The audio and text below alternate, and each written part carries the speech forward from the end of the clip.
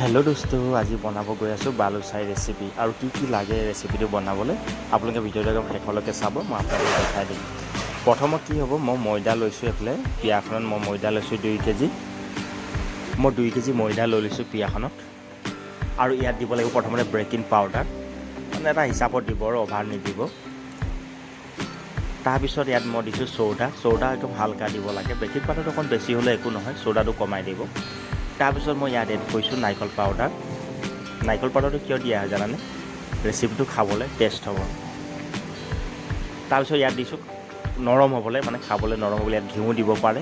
মই refined oil দিছোঁ 1 পোৱা, মানে 2 কেজি ময়দাত 1 পোৱা তেল ইউজ কৰিছোঁ। তাৰপিছত গৰম পানী দি ধুনীয়াকৈ আটা মৰা নিচিনাকৈ মাৰি ল'ব লাগিব।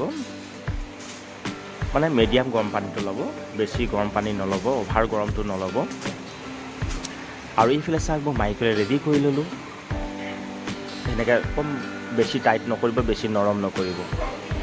আৰু এতিয়া মই গুটি কাটি ল'লোঁ, দেখিছেনে? গুটি কাটি ল'লোঁ।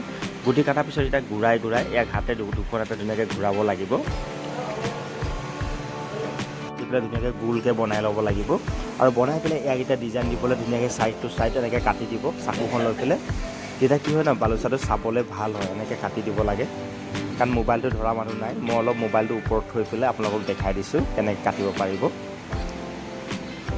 দেখিছে, মই কাটি পেলাই ৰেডি কৰি ল'লোঁ। আৰু গোটেইখিনি বালুচা মই ৰেডি কৰি ল'লোঁ। এতিয়া ফ্ৰাই কৰিব লাগিব।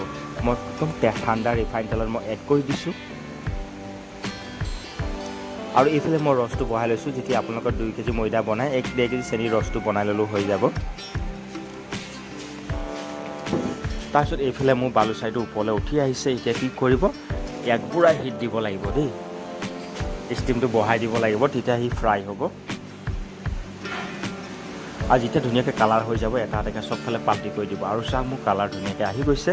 আৰু এতিয়া মই কি কৰিম, এটা এটাকৈ পাল্টি কৰি ল'ম। চবফালে সমানে যেতিয়া ফ্ৰাই হৈ যাব, ফ্ৰাই হোৱাৰ পিছত ইয়াক উলিয়াই পেলাই ৰসত দিব লাগিব।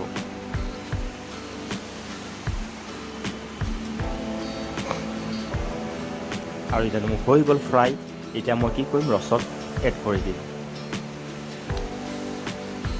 আৰু ৰসত দিয়াৰ লগতে ধুনীয়াকৈ দবাই দিব তললৈ। দবোৱাৰ পিছত যেতিয়া ৰসটো ধুনীয়াকৈ সোমাই যাব, তেতিয়া ইয়াক বাহিৰলৈ উলিয়াই দিব পাৰিব। আৰু ধুনীয়াকৈ গৰম গৰম খাব পাৰিব।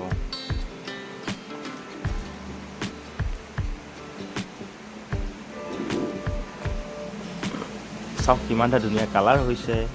আৰু এনেকৈ বালুচাই ৰেচিপি ধুনীয়াকৈ বনাই পেলাই খাব পাৰিব। আৰু চাওক, মই বাহিৰলৈ উলিয়াই দিছোঁ। চাওক কিমান এটা ধুনীয়া কালাৰ হৈছে, দেখিছেনে? এনেকৈ ৰেচিপিবিলাক চাবলৈ হ'লে মোৰ চেনেলটো ছাবস্ক্ৰাইব কৰিব নাপাহৰিব। আৰু ধুনীয়াকৈ এটা কমেণ্ট কৰিব, এটা লাইক কৰিব। চাওক কিমান এটা নৰম হৈছে, দেখিছেনে?